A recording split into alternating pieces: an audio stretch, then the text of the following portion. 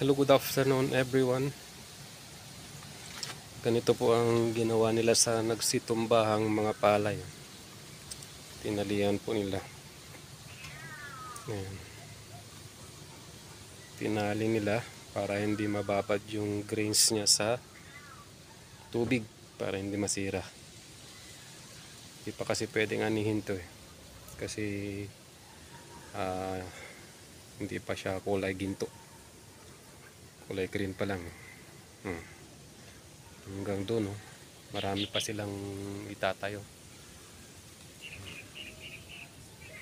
Natumba to kasi matatangkad yung mga palay. Hybrid kasi to, hybrid. Tinatawag naming bigante. Bigante breed. Samantalang yung iba, ang ganda ng tayo.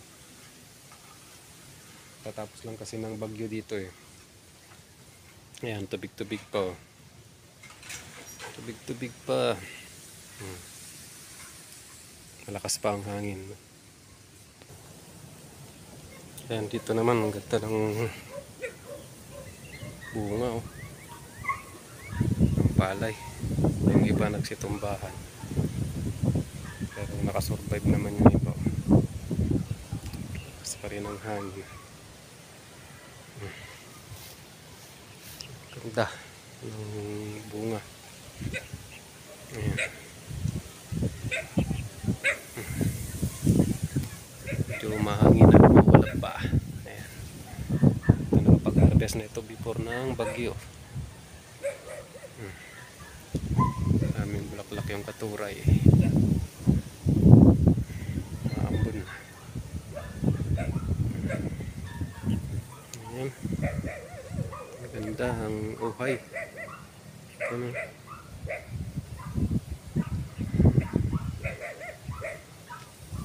Okay. Alright. Maambon na. Medyo madilim pa ang kalangitan. Pero nakalayo na ang bagyo. Okay, good afternoon. God bless us all. Thank you for watching.